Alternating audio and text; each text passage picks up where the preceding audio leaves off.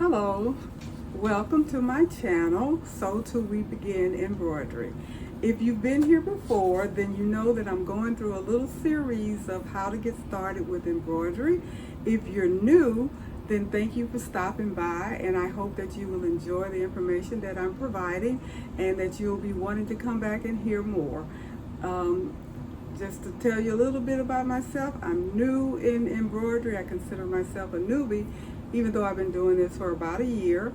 But it's so much to learn about embroidery that it takes a long time before you can actually call yourself proficient or an expert. There's a lot to learn. I'm still learning, and we will learn together. So thank you for stopping by, and I hope you will continue to visit me. Hit the like button if you like what I'm saying, and subscribe and come back to view all of the different videos that I am hoping to put out there. Today I just want to talk to you a little bit about some of the things that you're going to need to get started with embroidery once you've decided what machine you want. I know we talked a little bit about the machine and what you need to do and how you make your selection, and we went over all of that on my last video. So today I'm going to talk briefly, not very long, about some of the things that you're going to need to get started. And of course, we know we need the machine. We need to get that out the way, and be sure to select the best one for you based upon what we talked about the last time, your budget, what it is that you're actually wanting to spend or able to spend. Also, the support that you can get. Is it going to be a local dealership somewhere that can maintain your machine for you? What is it that you really want to do with a machine? Hobby, business, whatever. What features come with the machine, as well as where you're going to put the machine, and those kinds of things. So that's what we talked about the last time. And if you have anything else, please put the comment below, and I'll be sure to address it, and we can discuss this on the next video. So the other thing I mentioned on features was whether or not the machine comes with designs. Now, most of them do. However, the designs are limited. You're going to see them, they're going to be cute, and then after a while you're going to be tired of stitching them out. You're going to want something else, something cute, something different than what's available on your machine.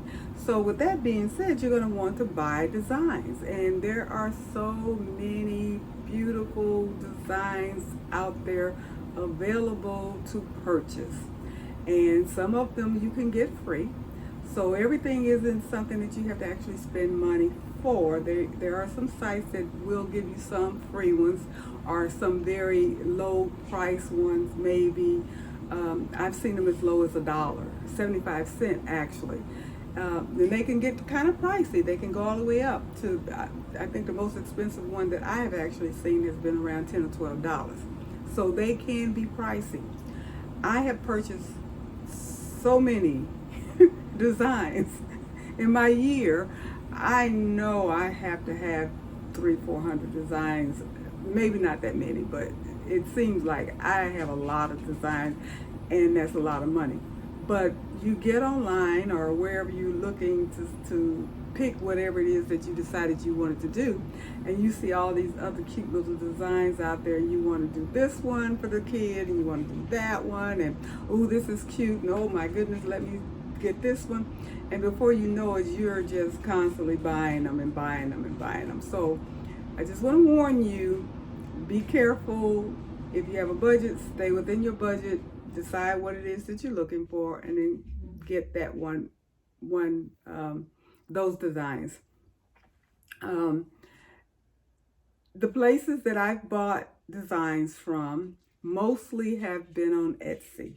There are some really cute ones and some really good designers out there that have developed or digitized designs for you to purchase, and you download them onto your machine. What I didn't mention on the last video about the machine is how you're going to get your design into your machine. Most of them will have a USB port now that you actually use your little USB stick to stick into your machine. I think I have one, you can see it back here, that that's in my machine. So your little USB port, these have designs on it. You put it into the port into your machine, and the machine reads it, and that's where your designs are. So if you buy it online, you download it to your computer, then you put it on your USB, and then you transport it over to your machine. Some machines allow you to have a direct connection from your computer to your embroidery machine, which this one does that as well. And also this particular one will do it wireless. So you have those different options, but you do have to have a way to get your design that you want into your embroidery machine in order to stitch it out. So the next thing that comes to mind is software. I think I mentioned that a little bit. You will eventually need at least an editing software. You will discover that there are things that you want to do. You want to kind of change your own design, change the design up to make it your own. You might want to add a name or some monogram or something to a design that you purchased, and you just want to make it yours. And you can do that with embroidery software. Now, software can be expensive. So you need to know what it is that you want to do, again, your research, and make a decision as to how much you want to spend or you're able to spend, and that would determine what software to get. Now, for me, I bought Embroidery, and I have Embroidery Essential, and I also have Embroidery Enthusiast. Embroidery is the company that does the software, and they come in modules. So it makes it more affordable because you don't have to shell out $1,000 at one time. And trust me, the software can get up to $1,000 or more dollars. So the Embroidery Essential was like $140. When I added the Enthusiast to that module to my embroideries, I think I paid $130 or $40 for that. And each module allows you to do more things, different things, more, the first one I could do just basic editing. When I got the Enthusiast, I could do knockdown stitches, I could do split stitches, split designs, and things like that, which if you don't know what those are, we'll talk about those things too in another video, because again, it's so much to learn. And when you're getting ready to embroider, it's not something that you're just going to pick up and head out the door and, okay, I got this and I'm going to make money and I know how to do all of these things. There's a lot to learn. It's not as simple and as easy as you may think, because some people think it's just a machine. You put the material in the hoop and you put the hoop on the machine and you sit back and let it do its thing, and you take it and ooh, this is cute, and you move on to the next. No, that's not it. It's a lot of stuff that you have to learn. Hoop. We talked about hoop size on the other video. My biggest thorn in embroidering, period, has been hooping. I have arthritis in my hand, so I don't have a lot of strength. And it can take a pretty decent effort to hoop the material to put the material into the hoop in order to put it on your machine, because you have to do it a certain way. And again, we'll talk about that. I'll show you what I'm talking about if you don't already know. And there's lots of different techniques, and there are different aids to assist you in hooping, and different types of hoop that makes it easier and things like that. So I have gotten to the place now that I know how to hoop pretty decently, and I have all the aids that I need to be able to do this, and it's not as troublesome as it was when I first started, because I hated it. I was like, OMG, I hate hooping. I wouldn't do anything else except for hoop. But uh, I'm a lot better now than I was, and I have some different aids that I use to make it not so difficult. So back to this software, I use Embroidery, um, and I told you about what the price was. Now there's another one that I've not used it, so I'm not familiar with it personally, but I know people that say that it is an excellent editing software, which is pretty much what you'll need in the beginning. You don't really need a digitizing software to start off. So people ask that question because I think you're a little confused about what the software is supposed to do. People want to hop straight into digitizing, and digitizing is something that takes a long time to learn. It is a skill that you learn.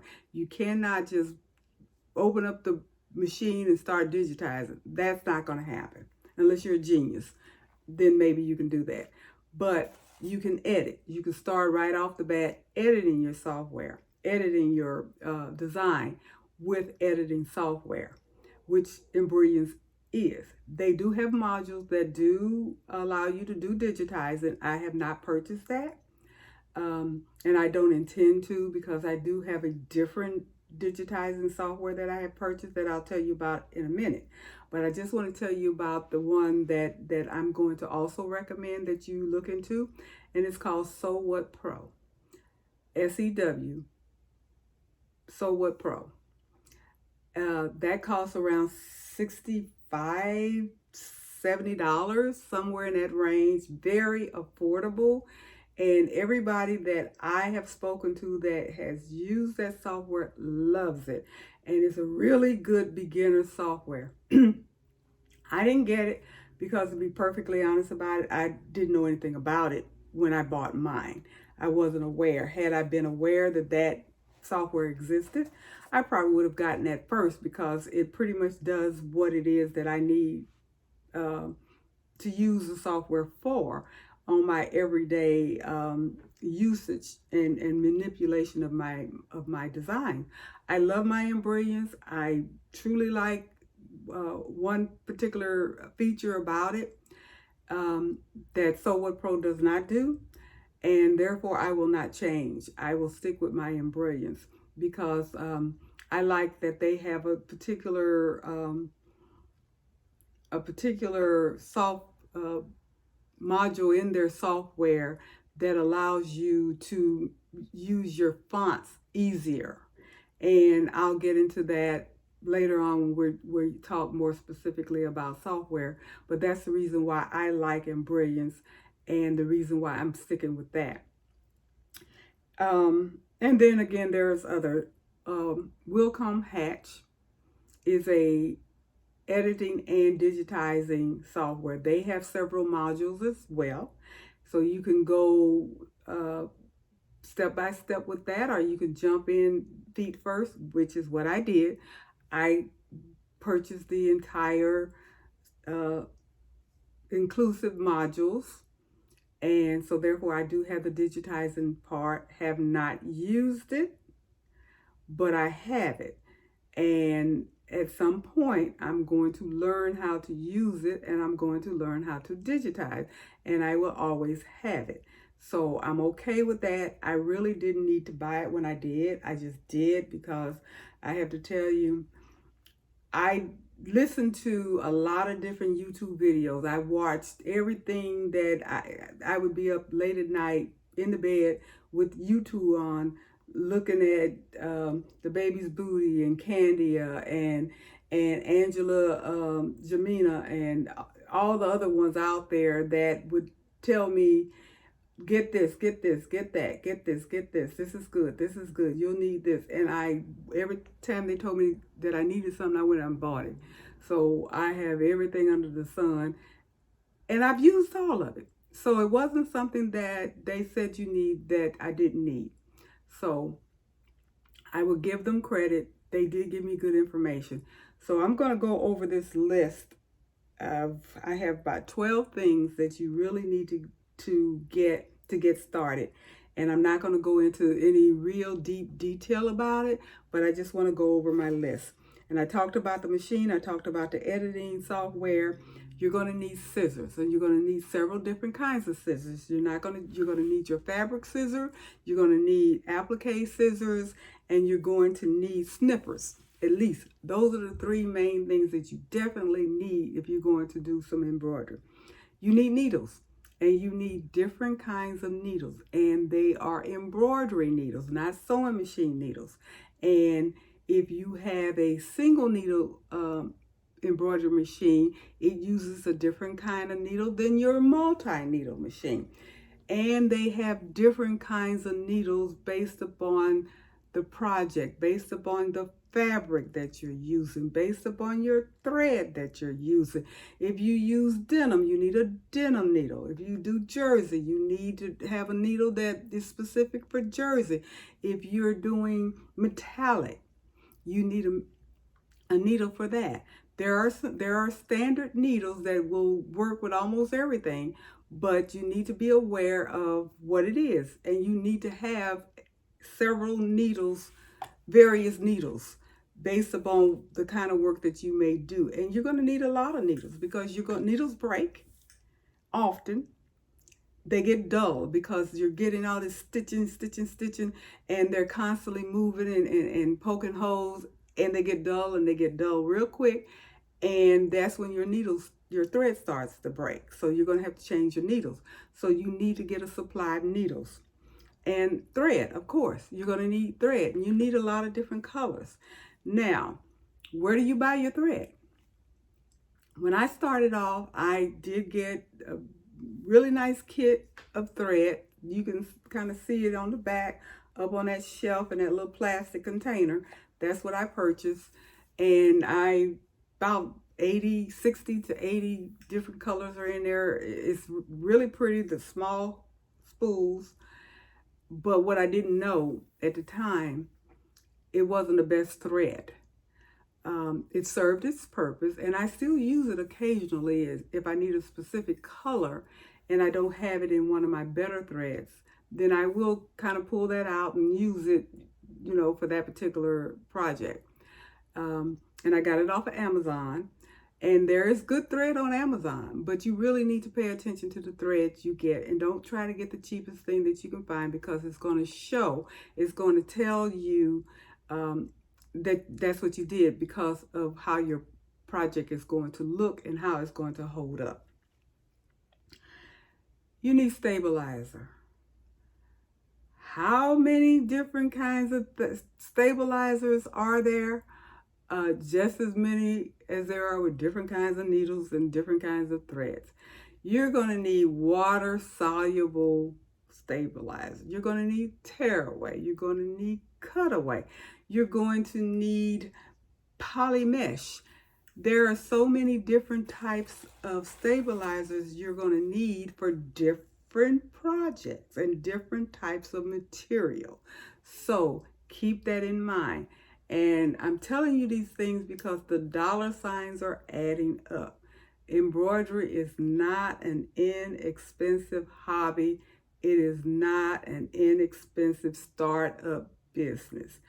It costs a little change to get started if you get the things that you need. Now, you don't have to run out and get the most expensive pair of scissors, and they got $40 and $50 and $60 scissors and all of those things, but you do need good scissors, and you need good needles, and you need good thread.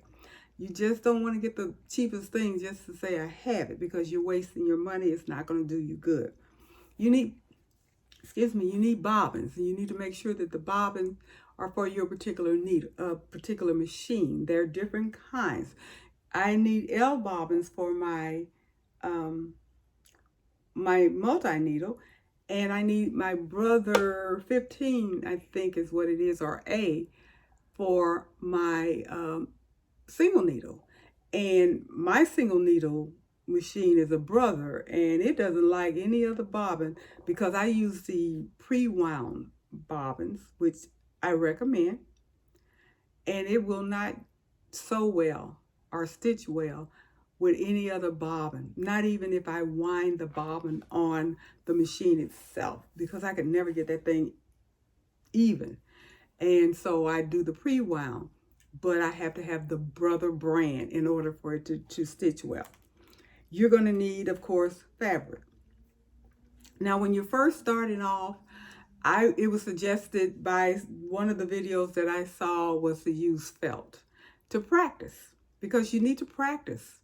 I also had, it was recommended to just get some inexpensive towels and practice on, which I did. So I bought felt, I bought towels, and all of those different things that they said to get to practice. And it was needed because several of the designs that I made starting out were all messed up. Matter of fact, every one of them was messed up. Every once in a while I do a good one and I just smile, and then I turn around and do another one and mess that thing up. So you need something to practice with. You're also going to need the hoops, and the hoops come with the machine, but you're going to probably want to get some different kinds of hoops that are a little bit more user friendly, and they cost a lot of money, so we'll talk about that. You need pins, straight pins. You need to have rulers or a tape measure, something, because you have to center everything and get it straight and have everything in your hoop correct in order for it to stitch out correctly and be straight and look pretty and not be all wonky and what have you. So you need to have rulers. You need to have pins because you might need to pin it in place, and you need adhesive, fabric adhesive for embroidery, not any other kind. You need to have fabric adhesive, and you use that very lightly and very sparingly, but it's a lifesaver, so you need that. And the last two things are just kind of, in my opinion, common sense. You need the manual for your machine. You need to learn your machine. You need to know what to do if this happens or that happens, and why it happened, and how to not let that happen again. So you need to read your manual, at least have it handy so you can troubleshoot. And I highly, highly, highly recommend that you let YouTube be your friend. I still look at YouTube videos of other channels, and I will continue to do that probably forever, because I'm constantly learning, and it's so much that I need to learn, and I want to know how someone else does certain things and why, if this happened, how to keep that from happening again, or if I want to do something, somebody else probably has already done it and they have put a video out there. So read your manual, have your manual by your side when you're doing your work, and look as many good YouTube videos as possible. There's tons of them out there. Like I mentioned, there's room for all of us. All of us have knowledge and information that we can share. So get online, go to YouTube, look it up, view it, and look at it 3 or 4 times if you have to, or over and over again as you go on, and until you learn how to do that particular project, and then move on to the next. So those are the things that I'm recommending that you need to do to get started. So with that being said, I'm going to close this out. And again, thank you for stopping by. Please come back again, and we'll talk about some more things about how we're going to learn to grow with our embroidery. So too we begin embroidery. Take care, and I'll see you on the next video. Please add comments. If you have any suggestions, questions, concerns, or anything that you want me to cover, or any questions that you may have, or any recommendation of anything, please put a comment in there. I do appreciate the comments. I try to respond to all of them, and they are very helpful. I do appreciate you stopping by. I appreciate you liking, and I certainly appreciate you subscribing. Thank you so much, and I'll talk to you next time. Have a good evening.